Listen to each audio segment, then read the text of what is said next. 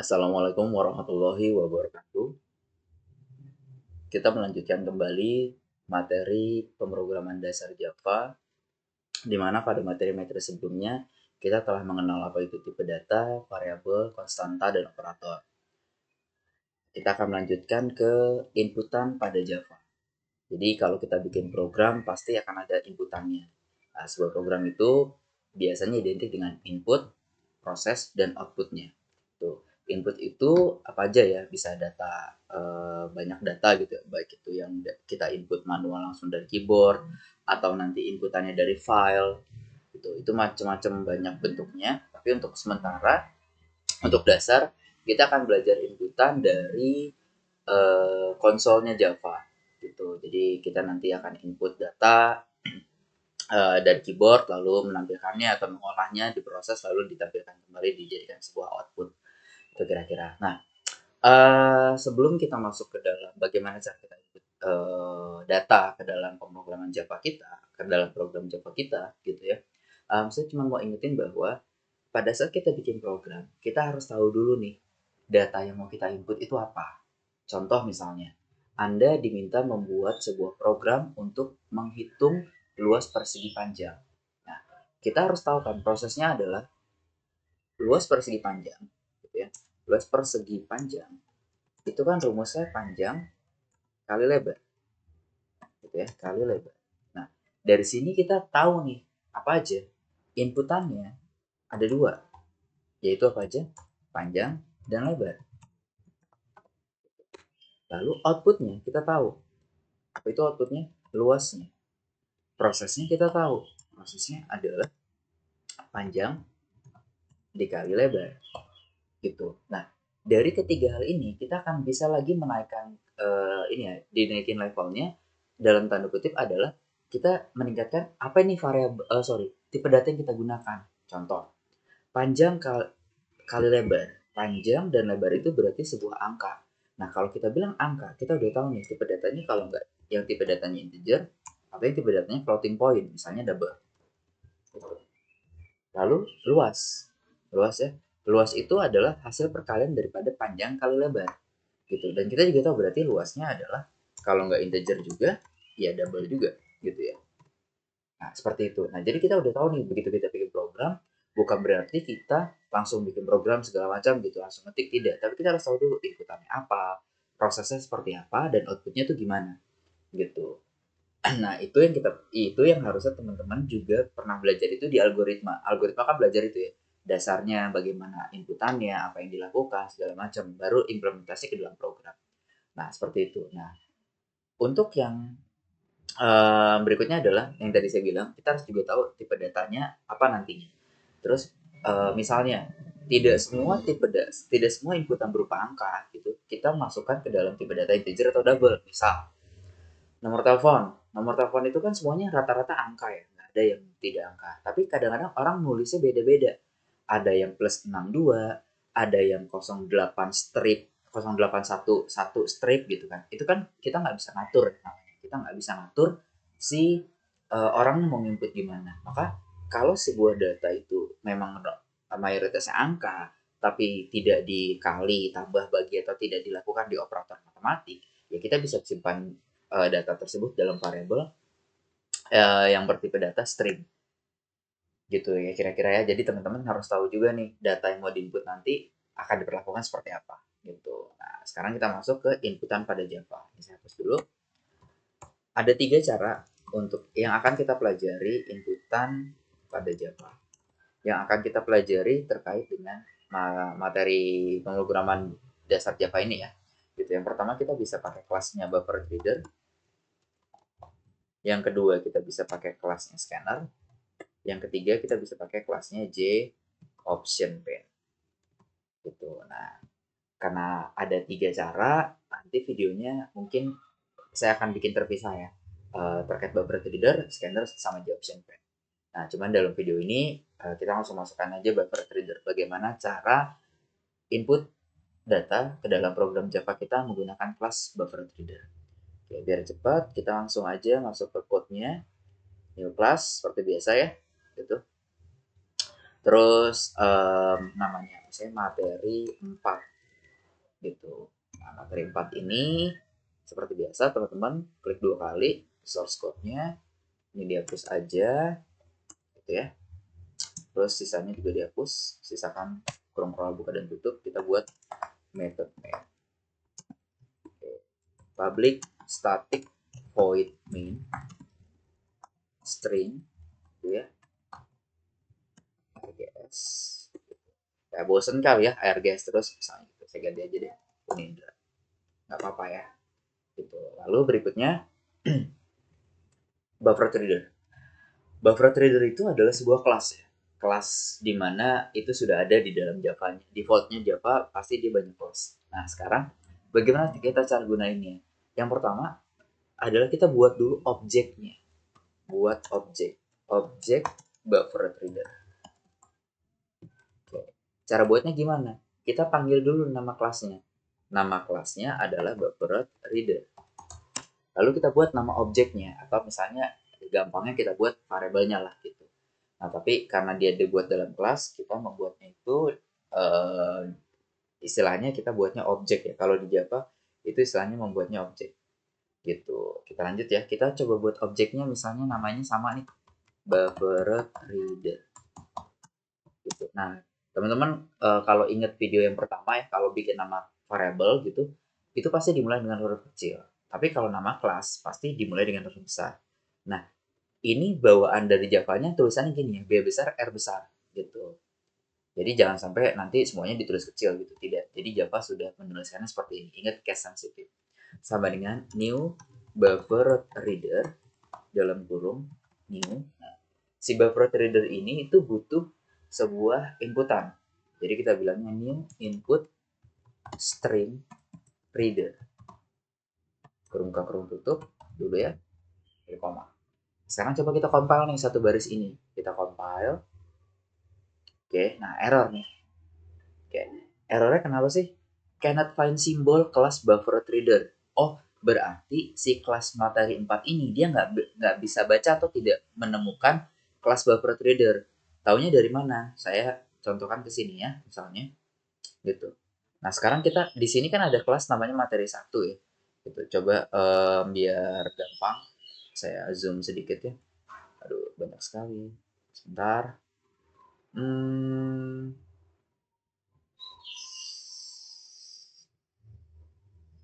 mana ya?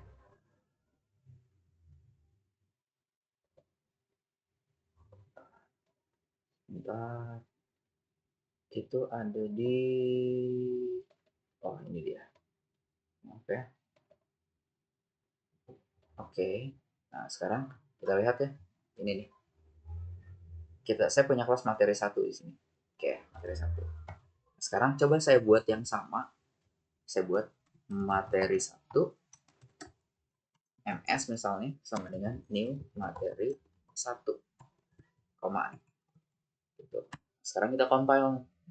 Nah, lihat materi satunya nggak error. Kenapa? Karena dia ketemu nih. Ya, kalau lihat di sini nih ada anak panahnya nih gitu ya. Artinya si siapa? Si materi 4 itu gunakan materi 1 gitu. Nah, tapi kenapa buffer reader nggak ada? Apakah kita harus buat kelas baru juga namanya buffer reader di sini? Tidak. Kenapa? Karena Java sudah membuatnya. Lalu gimana caranya? Nah, saya sedikit ulang materi pemrograman satunya. Waktu kita gunakan CLRSCR gitu ya. Ini Pascal ya, tapi jangan ditulis di Java nggak ada nih. Cuman saya ingetin aja. CLRSCR kita kan butuh yang namanya uses CRT paling atas gitu ya. Uses CRT di paling atas gitu. Artinya apa? Kita gunakan karena metodenya clear screen itu adanya di library-nya CRT gitu ya. Adanya di library CRT. Jadi kita harus panggil, kita harus gunakan. Nah, buffer reader juga sama. Itu ada di mana? Kalau di Java pakainya uses gitu ya. Kalau di Java pakainya uses, kalau di Java pakainya import. Gitu. Adanya di mana nih? Di java.io.bufferedreader. Jadi kita import dulu kelasnya. Setelah kita import, kita compile.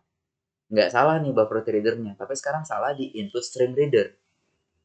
Oh, sama nih error ya, cannot find symbol. Berarti kita harus import lagi. Ada di mana dia? Ada di import java.io.input stream reader. Coba kita compile lagi. Oke.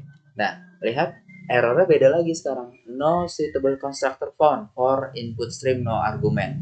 Nah, nanti kalian akan belajar lebih detail lagi terkait error ini tuh di semester 5 ya, pemrograman berorientasi objek. Nah, tapi untuk sekarang saya singkatnya aja gini bahwa dia itu butuh argumen di sini nih. Butuh input stream itu butuh argumen. Kita tulis system.in gitu, butuh parameter ya, parameter system.in, kita compile. Nah, sekarang udah nggak error gitu. Jadi kita sudah bisa gunakan objek. Bagaimana kita cara gunakan objeknya? Pertama misalnya kita mau misalnya itu input string ya, dari data string. String misalnya nama sama nih gitu ya. Kita punya string nama. Nah, sama dengan kita ngambilnya itu dari gini ya, sorry. Biasanya kan kalau inputan itu ada labelnya ya, system.out.print misalnya, terus saya tulis gini, input nama Anda gitu. Oke, sudah nih.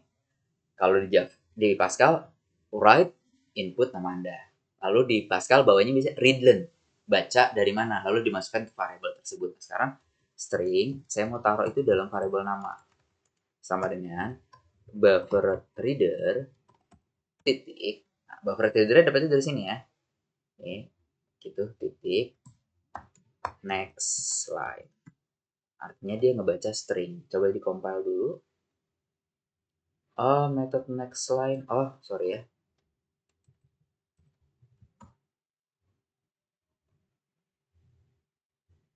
Read line. Yang benar itu read line. Sorry, bukan next line. Nanti next line di scanner. Gitu. Oke, lanjut ya. Buffer reader titik read line. Tapi lihat di sini. Unreported exception java.io exception must be caught or declared to be thrown. Jadi gini ya. Di dalam Java atau sesimpel dalam bahasa pemrograman gitu, kita akan mengenal yang namanya syntax error. Ini namanya syntax error nih. Kenapa syntax error? Karena di sintaksnya kita ada yang salah gitu. Tapi ada juga runtime error. Runtime error adalah sintaks kita nggak salah, tapi begitu kita jalankan programnya, lalu kita input data, itu jadi salah. Contoh, misalnya teman-teman bikin inputan tipe datanya integer, yang diinput huruf A, pasti kan nggak masuk kan. Nah, itu namanya runtime error, error yang terjadi pada saat programnya berjalan. Nah, sekarang di Java bilangnya gini, unreport exception. Nah, dia kira-kira sesimpel gini ya, kemungkinan akan ada error nih di baris ini pada saat nanti dijalanin. Lebih baik kita pakai yang namanya declare to be thrown. Jadi ada dua nih. Caranya ada dua, tapi saya akan ajarkan cara yang pertama dulu. Langsung di throw aja. Throw exception. Gitu. Jadi kalau ada kesalahan langsung dilempar kesalahan. Ini jadi error nih. Jadi udah bener gitu ya. Jadi ingat ya, throw exception di sini berfungsi untuk melempar kesalahan. Gitu. Jadi kesalahan itu langsung dikasih tahu gitu aja. Sesimpel itu buat sementara gitu ya. Biar kalian nggak pusing, nanti akan dijelaskan detail itu di semester 3. Buat sementara, oh kalau ada codes to be thrown itu kita harus lempar exception-nya. Ya udah tulis aja throw exception. Nah, sekarang bukti bahwa memang nama itu adalah inputan yang tadi, system.out.print gitu kan ya. Saya tulis nih println ya biar gampang. Terus nama Anda adalah titik 2 ini ya. Nah, kalau di kemarin kan udah saya ajarin, kalau di Pascal itu pakai koma, kalau di Java pakai tanda plus. Plus nama. Kita compile, lalu kita jalankan programnya. Ini materi 4 ya tadi. Kayaknya udah nggak ada, kita remove aja. Coba kita compile. Bener ya? Coba void main string. Oke. Nah, ini ya. Gitu. Input nama Anda. Misalnya saya bilang namanya Joko. Enter. Apa yang kita input tadi masuk tuh, nama Anda adalah Jokowi. Nah, itu adalah inputan tuh. Jadi pakainya apa? Pakainya buffer reader. Itu yang cara yang pertama. Nah, cuman kadang-kadang ada mungkin beberapa yang mengingatkan jangan lupa buffer readernya di close gitu ya. Jadi biar nanti kalau ada stream baru itu reader titik close. Coba ya, kalau nggak salah. Nah, ya. Jangan lupa di close, paling bawah biasanya. Jadi kalau udah nggak dipakai di close, karena takutnya buffer itu kan datanya itu tetap buka, streamnya itu tetap buka, nanti malah banyak makan memori. Tuh. Nah, penjelasan-penjelasan kayak gitu tuh di apa? Dipelajari aja dulu, diterima. Oh, banyak makan memori. Nanti pada saat kalian berjalan nih belajar Javanya, oh kalian tahu nih, oh kenapa harus di close, itu pasti gitu. Jadi buat sementara, oh dibaca. Pokoknya kalau mau bikin buffer reader itu kayak gini nih, objeknya kayak gini. Nah, yang ini tuh boleh diganti ya. Jadi kalau kalian ganti jadi oh BR deh buffer reader, ya berarti apa aja yang diganti? Ini diganti. Apa yang diganti? Ini diganti. Jatuh compile. Jangan sampai nanti ini tetap buffer reader. Nah, jadinya errornya cannot find symbol buffer reader. Harusnya ya. Nah, bener kan? Cannot find symbol buffer reader. Karena nggak ada. Adanya apa? Adanya BR. Gitu. Nah, itu yang pertama. Sekarang kita akan lanjut. Ini. Ini sudah nih. Lalu, ini kan tadi string ya. Nama. Coba sekarang kita inputnya adalah integer. Gitu. Coba kita lihat. Integer. Sudah ya. Lalu kita tanya lagi nih. System.out.print. Gitu. Input umur Anda. Misalnya ya. Gitu. Inputnya umurnya nih. Nah, umur itu kan kemungkinan besar nanti akan ada perbandingan. Jika umur lebih dari sekian misalnya. Oh, jika umur bla bla bla itu pasti berhubungan sama angka gitu. Jika umur lebih dari 50 maka apalah gitu. Berarti kan ada perbandingan angka gitu. Jadi jangan sampai ditaruh di string. Nah, jadi kita taruhnya di mana? Di integer aja. Integer umur sama dengan lakukan yang hal sama br titik readline. Lalu kita compile. Gitu ya. Kita compile dia. Oke, nah sekarang jadi print compile. Nah sekarang jadi error nih, incompatible type. Jadi teman-teman selalu ingat kalau ada incompatible type berarti variabel yang akan kita masukkan data itu beda tipenya dengan data yang akan dimasukkan. Ya, jadi br titik readline itu dia mau apapun inputannya, dia akan ngebalikinnya itu string. Ya jadi diingat, readline itu mengembalikan nilai string, gitu. Jadi karena kita taruhnya di integer, jadi salah. Buktinya apa? Nih buktinya ya, contoh nih. Integer A sama dengan 5 dalam tanda kutip 2. 5 itu kan kalau dalam tanda kutip 2 adalah string. Coba kita compile, errornya pasti sama kayak tadi. Java lang string cannot be convert to int. Ya. Berarti ini adalah menghasilkan nilai string. Ini adalah function berarti, yaitu mengembalikan nilai. Jadi teman-teman di algoritma 2 nanti belajar tuh prosedur sama function. Nah, jadi ingat ya, readline mengembalikan nilai string. Apa yang harus teman-teman lakukan? Diubah nilai stringnya ke dalam apa? Ke dalam integer. Nah, sekarang bagaimana cara mengubah nilai string ke dalam integer? Kita pakai yang namanya integer.parse.in dalam kurung ini. Gitu. Oke ya. Mengembalikan nilai string. Readline mengembalikan nilai string. Biar teman-teman paham. Oke, terus nanti catatannya satu ya, ini saya tambah di atas. Yang kedua adalah parse in, mengubah integer.parseIn dalam kurungnya, parameter yang ada dalam kurungnya itu tipe datanya harus string. Ini fungsinya untuk mengubah string menjadi integer. Tapi diingat ya, stringnya itu juga harus berupa angka string gitu. Jadi jangan sampai A gitu, itu nggak bisa. Jadi misalnya ini contoh ya, ini saya compile dulu, terus saya sysout lagi ya.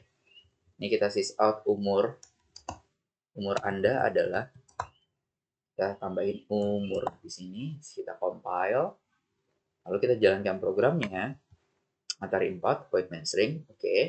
Input nama Anda tadi ya, saya Budi. Input umur Anda misalnya 28, enter.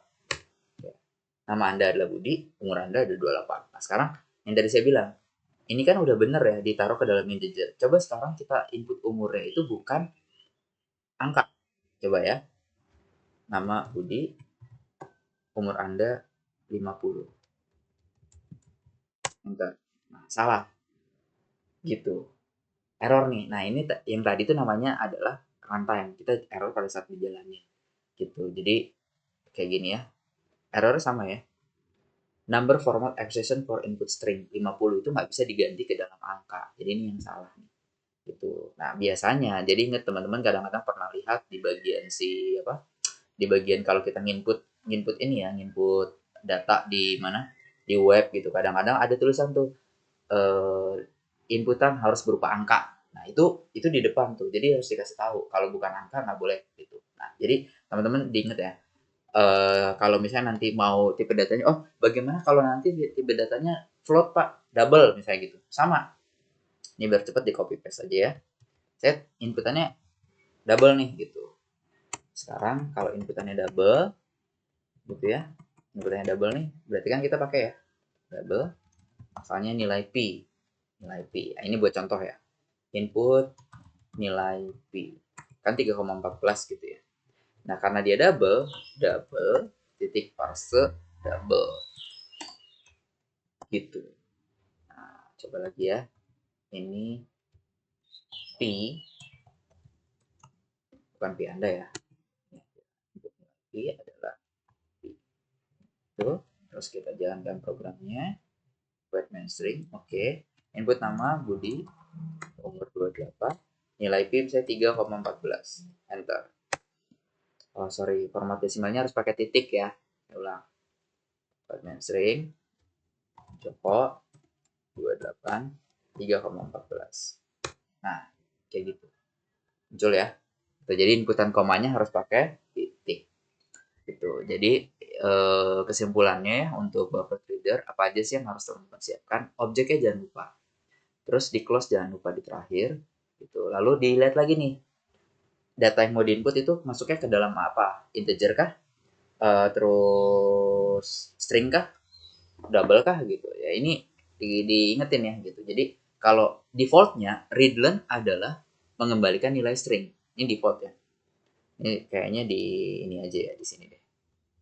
Gitu ya, mengembalikan nilai string. Makanya dia nggak perlu di parse gitu, nggak perlu di convert lah kira-kira. Gitu. Tapi kalau misalnya bukan bukan apa? Bukan string gitu, dia nggak bisa masuk nih. Integer umur nggak bisa. Gitu ya, kayak tadi udah dicontohin ya. Gitu. Jadi kalau ini saya delete gitu, ini juga di delete, di compile kan nggak bisa gitu. Karena string nggak bisa masuk ke integer. Terus caranya gimana? Jadi convert dulu menggunakan parse ya. Terus di compile gitu. Nah, jadi mungkin teman-teman bisa nantinya mulai cobain gitu. Oh, yang kemarin di pemrograman satu nih dasar-dasarnya Pascal pindahin ke Java misalnya. Oh, kemarin pernah belajar input lu ngitung luas segitiga, ngitung luas lingkaran, gitu segala macam silakan. Gitu ya. Jadi ini teman-teman tinggal dipelajari bagaimana. Jangan lupa ya import. Oh ya, sama satu lagi. Sebenarnya ada berikutnya adalah gini ya. Ini kan dua-duanya di java.io ya gitu. Nah kalau misalnya teman-teman nggak mau capek gitu, teman-teman bisa terus gini nih, import java, import java.io bintang gitu. Nah ini kalau kita delete, compile, ini nggak error. Cuma gitu, cuma akhirnya ini ngebawa semua kelas yang ada di java.io-nya. Gitu aja sih kira-kira. Nah, kalau mau rapih ya versi yang ini. Jadi teman-teman juga ingat buffer reader, compile. Jadi kalau ada import berikutnya ya sudah gitu. Nah, ini kan karena pakai BlueG ya. Jadi kalau pakai nanti editor lain itu nanti saya contohin ada yang namanya auto generate code. Importnya itu otomatis dilakukan sama editornya gitu. Nah, untuk materi buffer reader saya rasa cukup. Nanti saya akan melanjutkan ke materi scanner dan Goption Pen di video terpisah. Kurang lebihnya saya mohon maaf. Assalamualaikum warahmatullahi wabarakatuh.